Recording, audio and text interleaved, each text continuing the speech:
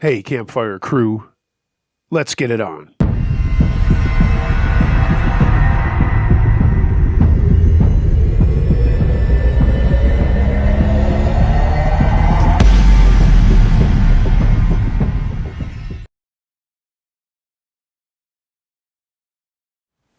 The People in the Van, submitted by Jen Y.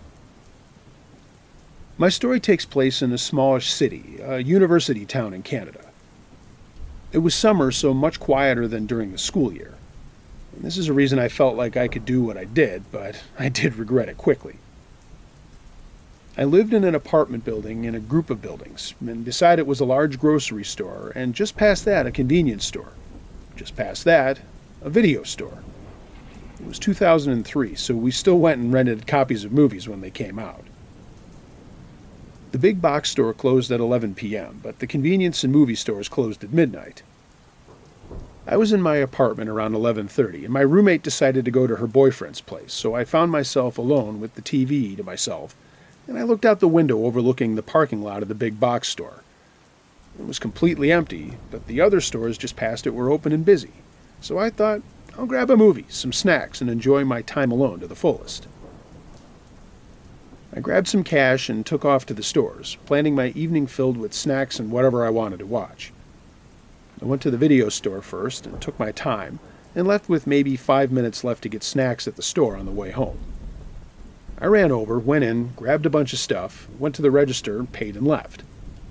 They were locking the door as I left. When I got outside, it was so dark without the lights of the stores. My house felt like a mile away, although it was close. I could see it. I felt anxious walking through the deserted parking lot, so I took the long way on the sidewalk and felt a little safer. I was just about to go past the fence that separated the parking lot and our apartment buildings when a minivan drove by me. The people in the van were obviously pointing and yelling and making it obvious to me they were pointing me out to the driver. The driver reacted, but luckily not immediately. He did a quick left turn at the lights behind me and drove at full speed through the parking lot to the exit where the fence was, where I was still standing. I got the fuck out of there and ran to my apartment, which was the first one. I opened the door and ran up 3 flights of stairs to my apartment. I didn't turn on any lights and ran to the living room window overlooking the parking lot.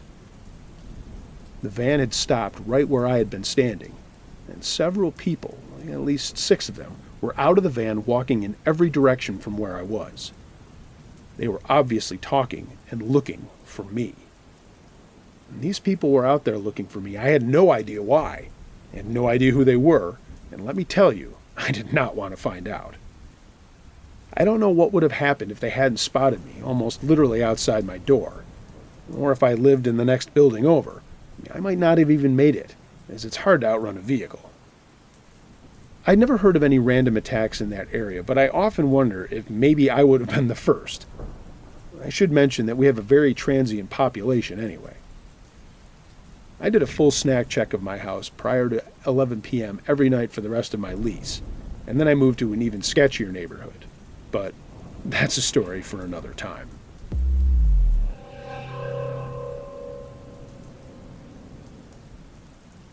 My Stories, submitted by Alex B. This story takes place in a New Mexican town called Alamogordo. It's a smaller town in the south, very old, and one part of it is known for being very haunted. My dad was a police officer there for a long time, and would often get called to the downtown area for strange occurrences that couldn't be rationally explained.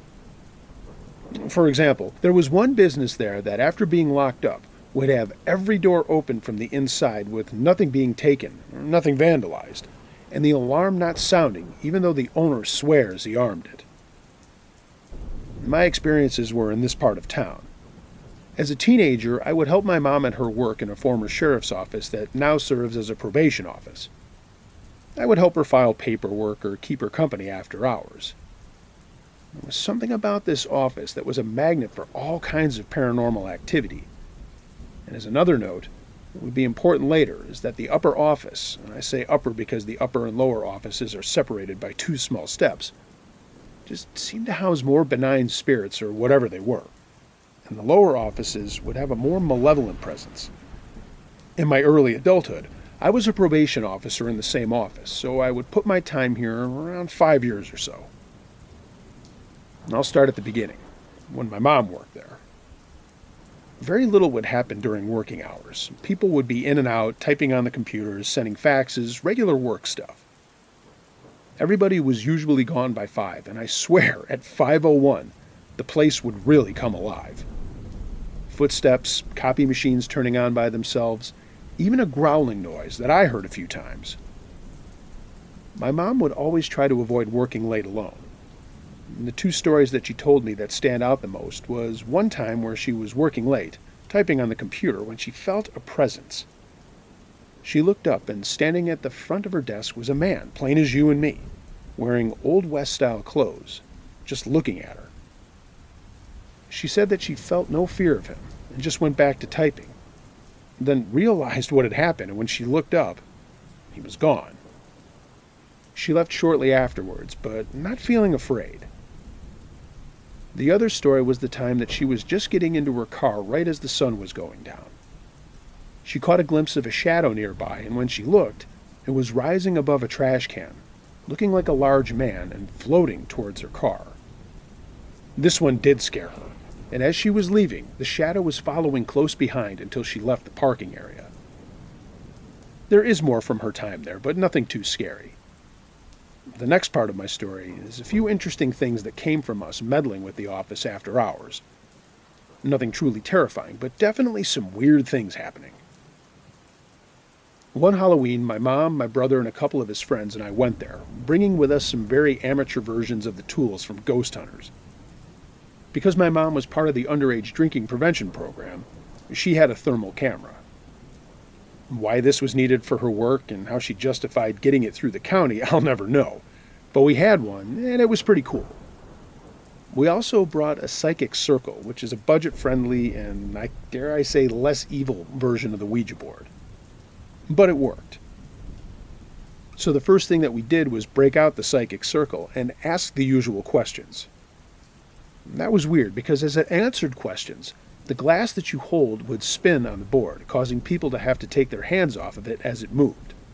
So no one could really be messing with it, as we never had much time with our hands on the thing. The other weird thing about that was the fact that you could tell when you had a different personality on the other end. It would go from moving slowly, almost politely, using polite and encouraging words, to very fast and chaotic, aggressive in a way, and using threatening words. It would often slide very quickly and aggressively off the board and towards my mom. It would go from nice to threatening systematically. It was pretty weird. The feeling in the room would change too. Literally hot and cold, scary and calm. What it said I can't remember. What I do remember is the general feeling surrounding the different personalities we would get. After we were done with this, we wandered around the office, one time seeing a door open and close on its own. It did this for a minute or so. And the really scary thing that happened that night was in a small room occupied only by a chair. The room felt strange, but nothing was really happening there. It just felt off. So we looked around, seeing nothing of interest, until we brought out the thermal camera. Once we looked through it, the chair was hot. It literally looked like someone was currently sitting in it. The whole room was blue except for that chair. And it was orange and red. Nobody could have been in that chair for at least 6 hours. Yet there it was, glowing on the camera. Okay, so now that I've shared a few things about that, I'll get to the part that still scares me when I think about it, 14 years later. I began working there shortly after high school. I took over my mom's position when she left to become a teacher.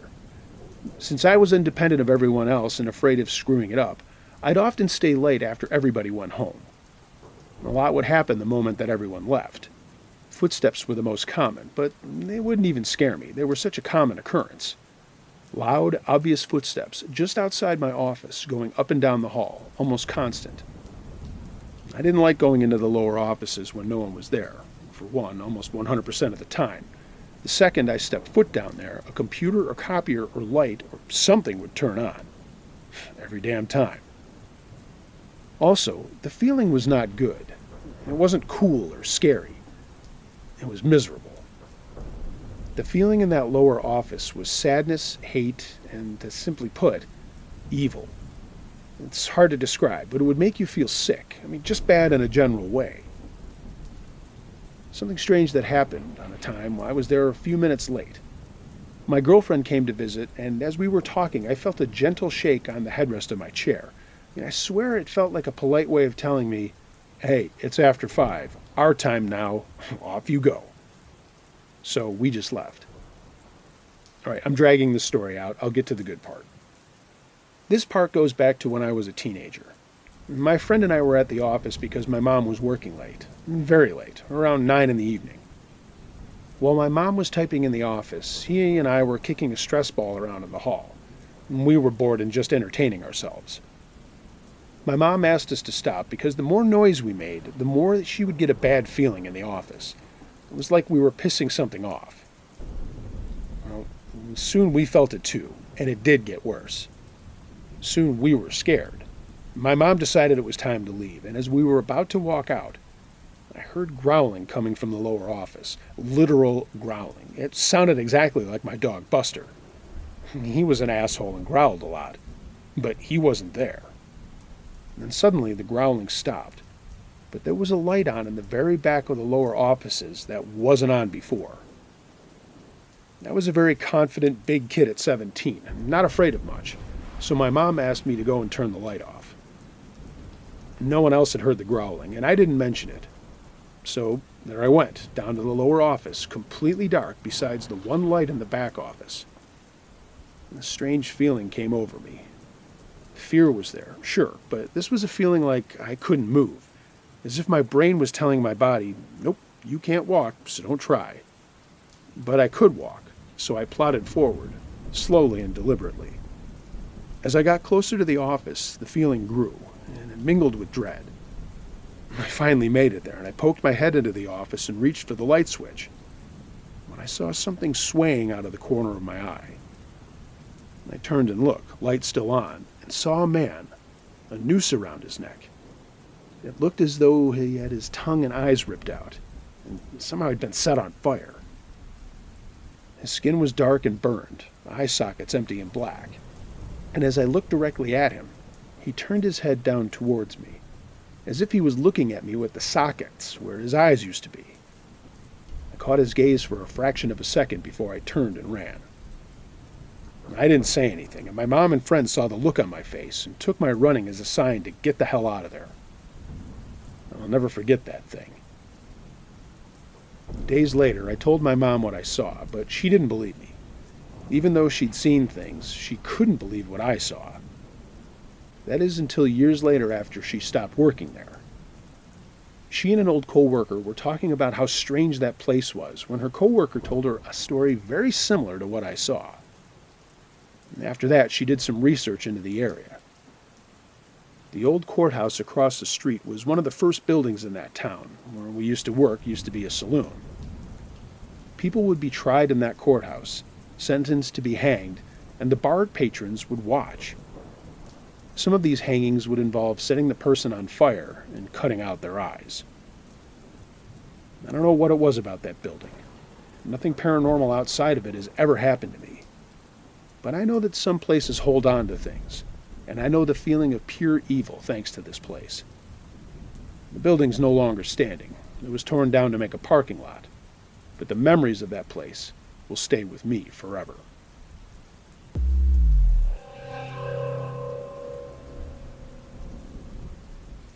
Just Know It's Only Me, submitted by Jacqueline C. Growing up, I was always fond of scary stories and the supernatural, mostly thanks to my grandma. When she visited, I looked forward to trips to the public library, where we would find a quiet corner to sit in, and she would read me all the scary storybooks every time in Spanish. Scary stories became something we bonded over. Every time she visited, I would ask her, "Grandma, could you tell me a scary story?" And we would end up staying up late into the night, sharing scary stories. I was my grandma's favorite. She'd always have a story or a song for me. As an adult, I've grown to appreciate all that time we spent together in storytelling mode. She would tell me all kinds of scary stories, as told by her friends or heard around her town, urban legends, and some had happened to her and her children firsthand. I could write a book about all her scary stories. When I was a teenager, she began to bring clippings of a local newspaper from her town that printed a section on scary stories. There was something about hearing her read them aloud in the middle of the night, after she'd caught me up on her own town gossip. One night, she read a story about a child who would feel spirits tugging at his ankles and feet, and sometimes feeling someone or something cover him up with a blanket in the middle of the night. "When I die," she'd start, "I might pull your feet or cover you up, but just know it's only me," she would say. "Grandma," I would say, half concerned, half scared, "you're not going to die. Don't say that." As the years passed, not only did she end our scary story sessions like that, she would say it a lot more often in conversation with our family. It became somewhat of a joke, and we would all half chuckle about it. My grandma died unexpectedly. She'd fallen sick with severe stomach pains, but never did we think that this would take her out. She was a very strong-headed, strong-willed woman, and to this day, it surprises us the way that she went. I just turned 18 and was going to have a 50s rock and roll theme party that weekend. I remember asking her if she was going to make it over the phone. "I don't think so, my girl," she said. The phone calls to Mexico were becoming more frequent since she had fallen ill, but we were all oblivious to the possibility of her death. "I love you so much, Grandma." I got to say that to her on our last phone call. She died a day before my birthday party. The Friday before the party, I'd gone to an outing with a club from school. It was an after-school field trip to a Moroccan restaurant with belly dancers, an effort to have a different cultural eating experience. I remember having so much fun, and all of a sudden, my world literally felt like it slowed down. Almost as if I'd been drinking, but I swear no one was having any booze that night. Not even the teacher chaperones that were in charge. Something's off, I remember feeling. I've always been somewhat of an intuitive with these things. So was my mom. It was as if I already knew something was up. One of the teachers was dropping off all the kids back to their homes instead of the school, and on our way from the city back to the burbs, my close cousin called me up. "Hey, Jay," she said, kind of sad and distant. "Hey," I said. "What's up? I'm coming home from the coolest field trip. They had belly dancers and we got to eat with our hands," I shared excitingly. "Oh," she said, still sounding kind of distant. "Have you spoken with your mom or sister?" "No," I said, and grew concerned. Something definitely was up. She would usually text, not call. "Oh, okay," she said. "Call me when you get home, okay? Have fun." I could tell she was really trying hard to be cheerful. When I was dropped off, the front gate to our home was wide open. That's freaking weird, I thought. My mom was always particular about keeping that gate closed. I walked up to the front door and swung it open. It was my sister at the door. "I'm so sorry, Jay. I'm so sorry," she started, and then burst into tears. "It's Grandma. She died." I couldn't believe it. I instinctively looked around the room for my father, as it was his mother, and ran into his arms, and we both cried so hard. I'd never seen my dad cry, like, ever. Everything was feeling surreal at that point. After we cried, and I was caught up on the plane to fly out for her wake, I retreated to my room to cry some more. The drunk feeling was way strong by then. I felt weak and knelt by the side of my bed to sob some more. In the middle of my softer sobbing, I could have sworn I heard an owl hoot. It hooted twice before I stopped to listen.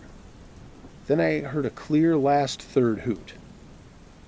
That's freaking weird, I thought. Never in my life had I ever seen an owl in the burbs or heard an owl so close to my window like that.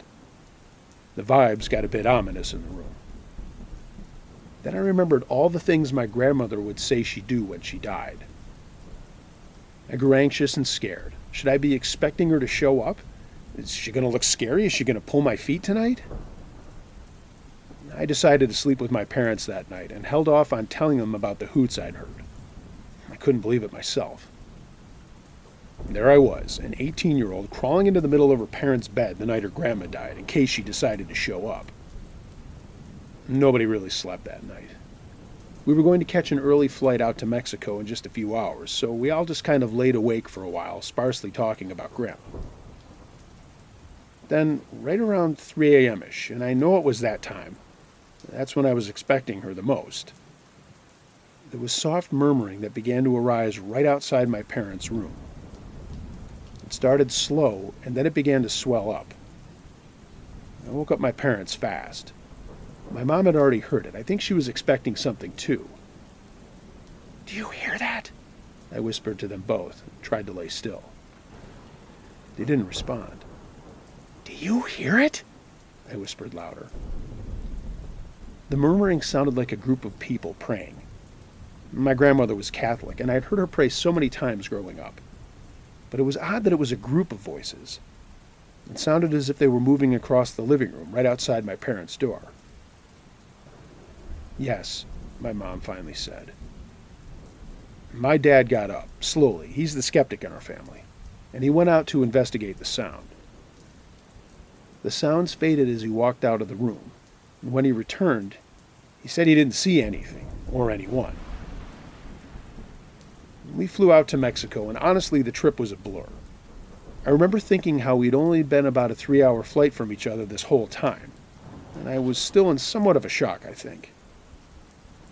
My grandparents lived in a town way out from the main city, so we had a drive ahead of us after arriving at the airport. I do remember pulling up to their house, suitcase in hand, and trekking up the dirt road that led to their front gate.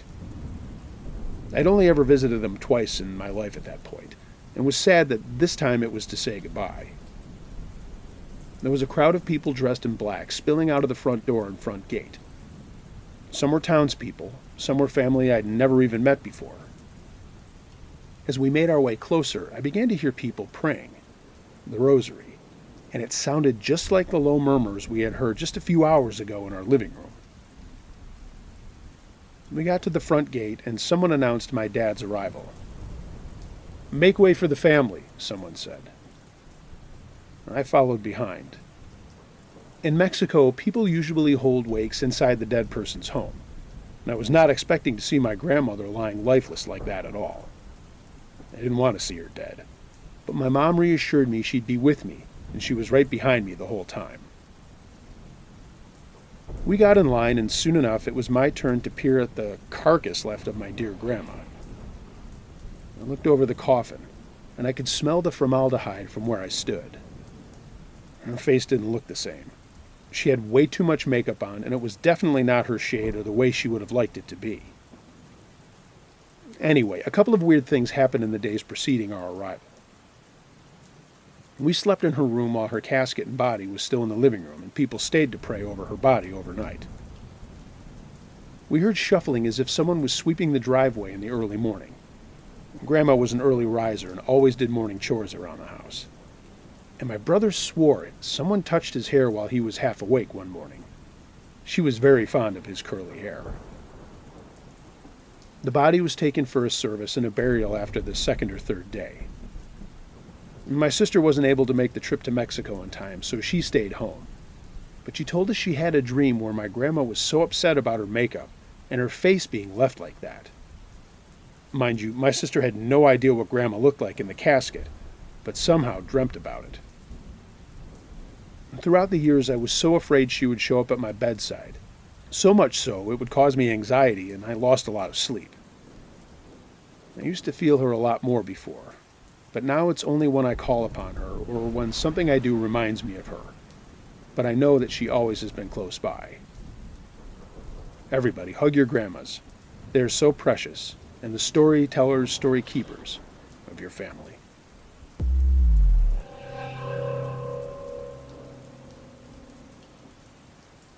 Don't Drive Down Dirt Roads by OK Lemon. So this happened right before my 20th birthday, when I was in the U.S. Navy. I'm a female, and I was stationed at a Navy school in South Carolina the entirety of my enlistment, close to Charleston, but not actually in the city. It wasn't uncommon for people with cars to drive into the city, and everyone was friends with someone with a car. Me and my class leader, a 22-year-old male, we'll call him P, were really close, and he was friends with this New Yorker, a 19-year-old man that I didn't much like. We'll call him T. But T had a car, so we ended up doing a lot together. One night, after all three of us had tanked an important test, I convinced them to go for ice cream. We decided on this little mom-and-pop type shop on the far side of Charleston and piled into T's truck. After we had gotten our ice cream, P went to start giving T directions. T couldn't find his way out of his shoebox. But T insisted he knew a shortcut, and we needed to just enjoy the ride. We didn't have anything early the next day, so I figured, F it, this'll probably be a funny story later when T gets us lost. So we were driving for at least twice as long as it would have taken to get back to base, but T kept promising we're almost there. Meanwhile, we hadn't seen a building in at least 10 miles, and the road was so dark I felt like I was looking into the abyss. T mentioned that he had to pee, so P and I told him to just pull over and take a leak. The road was lined with forest, so he had options to save his dignity, but he insisted on pulling all the way off the road. So T found a dirt road and turned down it. P and I looked at each other and both said, "Hey, you need to stop." P and I are both from the South, while T grew up mostly in New York City, so P and I both knew how real shoot first, ask questions later it can be. But T kept saying he was just going to go a little further through the trees.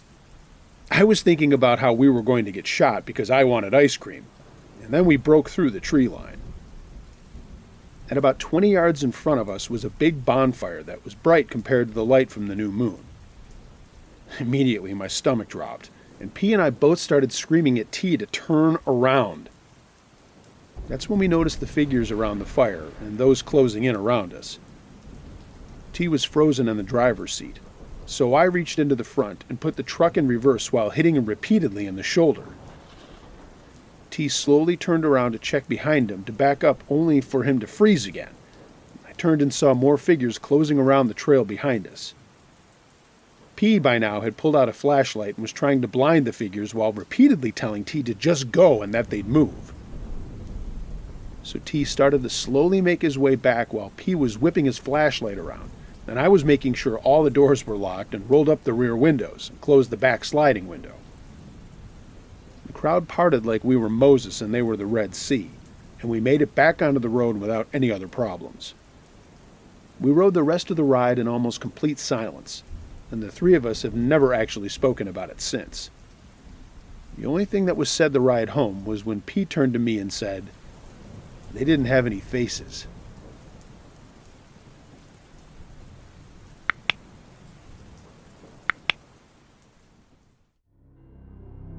Hey gang, thanks for listening to this episode of Uncle Josh's True Scary Stories. If you have a true scary story of any nature you'd like to hear narrated on my channel, email it to unclejoshtruescarystories@gmail.com. I read them all. Halloween is rapidly approaching and I need your true scary Halloween stories. Shoot them over to me as soon as possible to make this year's Halloween extravaganza as awesome as it usually is. If you haven't already, please like, share, and subscribe to this channel. Leave a comment below if you have the time. And of course, follow me on social media. All of the links to that are in the description below. If you are a patron of the channel, I'm planning on doing some more exclusive material for patrons only. So you guys who are patrons, thanks for your support, and look for that. Everyone, be excellent to each other. And until next time, remember, be wary of things that go bump in the night. It could be anything. A ghost, a monster, or the guy next door.